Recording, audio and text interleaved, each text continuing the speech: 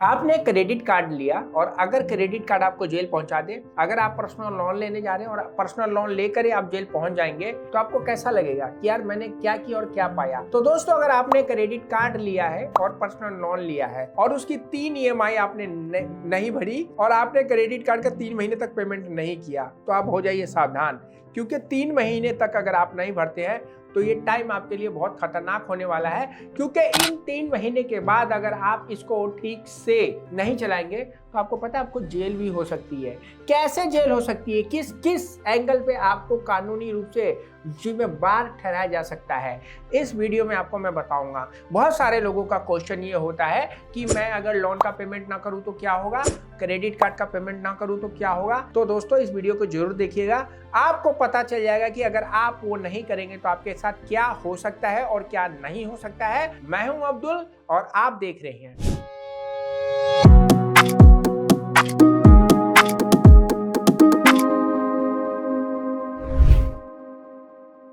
दोस्तों, स्वागत है आपका एक नई वीडियो में।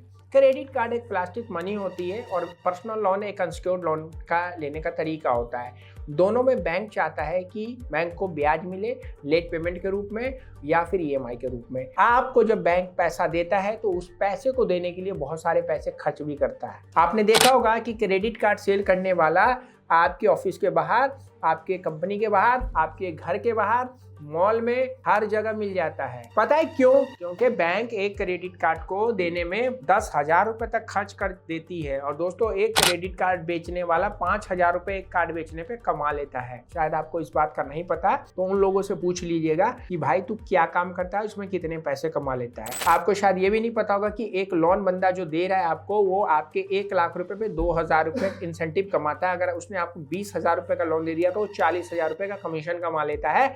इसलिए वो चाहता है कि आपके पास ज्यादा से ज्यादा आप लोन लो। वो नहीं आपसे चाहेगा कि आप उसका कम लोन लो, क्योंकि जितनी कम लोन लोगे उसको ज्यादा कम कमीशन मिलेगा। तो आपको चाहेगा कि आपको 10 लाख की जरूरत है 20 लाख ले लो, 20 लाख की जरूरत है तो 50 लाख ले लो। और वो चाहेगा कि आप ट्रैप में फंस जाओ, क्योंकि बैंक भी यही चाहता है कि जितना ज्यादा लोन लोगे उतना आप ब्याज दोगे, जितना ज्यादा क्रेडिट कार्ड का अमाउंट आपको मिलेगा उतना खर्चा करोगे, या तो आप उसका पेमेंट करोगे या EMI पे भराओगे तो 40% का ब्याज लेगा, लेट पेमेंट दोगे तो आपको लपेट के आपकी ऐसी की तैसी कर देगा। तो दोस्तों, ऐसा करने के लिए वो एग्जीक्यूटिव जो आपको लोन दिलवा रहा है वो आपके डॉक्यूमेंट्स में फ्रॉड भी कर देता है।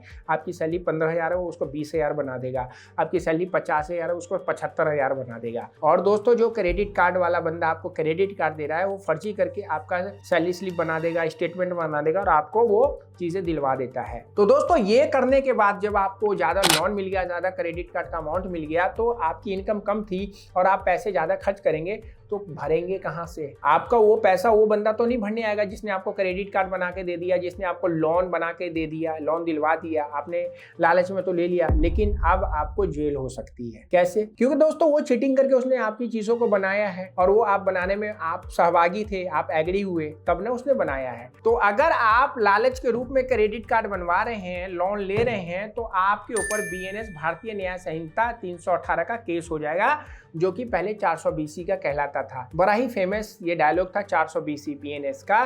तो दोस्तों, भारत में कानूनी परिदृश्य हमेशा से व्यवस्था और न्याय को बनाए रखने के लिए इसका आधारशिला रखा गया है। सिविल और आपराधिक व्यवहार को नियंत्रित करने वाले कानूनों में धोखाधड़ी और बेईमानी से संपत्ति की डिलीवरी से संबंधित कानून को विशेष रूप से ध्यान देकर बनाया गया है। और भारतीय न्याय संहिता यानी कि BNS 318 का 24 एक ऐसा प्रावधान है जो एक विशिष्ट अपराध को संबोधित करता है या सुनिश्चित करता है कि अपराधी को उचित दंड मिले और पीड़ित को न्याय मिले। यानी कि आपने फ्रॉड करवा के, जिसने आपको लोन या कार्ड दिलवाया है, इसमें आपने फ्रॉड किया और पीड़ित को ने बैंक है, बैंक के पैसे आपने गबन कर लिए, तो आप 318 के तहत भागीदारी होते हैं और 5 साल तक के लिए आपको जेल हो जाता है। तो आपको इन फ्यूचर कोई भी बंदा क्रेडिट कार्ड या लोन लेने के लिए या ज्यादा लोन दिलवाने के लिए आपको इम्प्रेस करता है और वो कहता है कि हम आपका काम करा देंगे, आपकी एलिजिबिलिटी नहीं बन रही हम बनवा देंगे, आपका लोन नहीं हो रहा हम करवा देंगे, तो वो अपने फायदे के लिए उस काम को कर रहा है। वो क्रेडिट कार्ड अपने फायदे के लिए बनवा रहा है, वो लोन आपको अपने फायदे से बनवा रहा है। और जब आपके पास पैसा नहीं होंगे, जब आप उसका पेमेंट नहीं कर पाएंगे, तो आपके ऊपर BNS 318 का हो जाएगा केस, और केस होने के बाद आप जेल भी जा सकते हैं। तो भाई मैं आपको यही समझाना चाहता हूँ कि किसी के पास लालच में आके आप ज्यादा लिमिट का क्रेडिट कार्ड ना बनवाएं, ज्यादा लोन लेने की कोशिश ना करें, और गलती से अगर आपने ले लिया है और आप उसका पेमेंट